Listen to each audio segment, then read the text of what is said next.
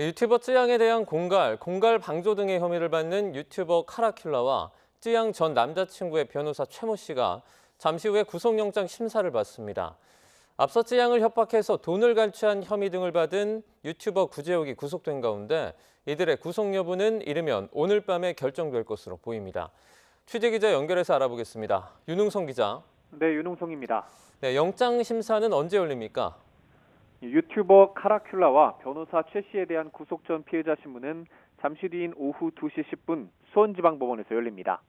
카라큘라는 앞서 구속된 유튜버 구제혁이 쯔양을 공갈하는 걸 알고도 방조한 혐의로 사전 구속영장이 청구됐습니다. 또 구제혁과 공모해 다른 인터넷 방송 진행자로부터 5,200만 원을 갈취한 혐의도 받고 있습니다. 변호사 최 씨는 쯔양에 대한 공갈, 유튜버 구제혁의 쯔양에 대한 공갈 범행 방조, 쯔양 전 남자친구에 대한 강요 등의 혐의를 받습니다. 앞서 카라큘라는 자신을 비롯한 이른바 사이버 레커들이 과거사를 빌미로 쯔양을 협박하고 돈을 요구했다는 의혹이 불거지자 사실이 아니라고 부인한 데 이어 유튜버 은퇴를 선언했는데요. 카라큘라의 입장을 들어보겠습니다. 저는 결코 쯔양님을 협박하여 돈을 갈취한 사실이 없습니다.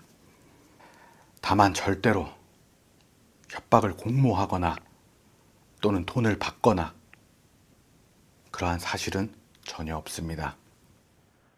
카라큘라와 함께 영장 심사를 받는 변호사 최 씨는 쯔양의 과거 정보를 구제혁에게 넘긴 의혹도 받고 있는데요. 쯔양은 최 씨의 보복이 두려워 고문 계약을 체결하고 돈을 지급했다며 최 씨를 검찰에 고소했습니다. 기자로서 수행할 수 있는 언론 관련 업무 계약서를 작성해서 월 165만 원을 드리기로 했었어요. 입금한 돈은 2,300만 원이 좀 넘고, 앞서 쯔양을 협박해 5,500만 원을 뜯어낸 혐의 등을 받는 구제혁은 지난달 26일 2차 가해 우려 등을 이유로 구속돼 검찰 조사를 받고 있습니다. 재판부는 카라큘라와 최 씨에 대해서도 이런 부분을 중요하게 볼 것으로 보입니다. 이 사건에 있어서 법원이 주의 깊게 볼 것으로 예상되는 부분이 있는데요. 그동안 있었던 여러 가지 행위들이 사실 방송을 통해서 또한 언론을 통해서 노출이 많이 됐습니다. 심지어 지금 혐의를 받는 피의자들이 직접적으로 공개를 하면서 피해 사실이 커진 어떤 측면도 있거든요.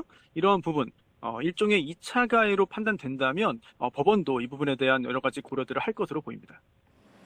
카라큘라와 최 씨에 대한 영장 발부 여부는 이르면 오늘 밤 결정될 것으로 보입니다.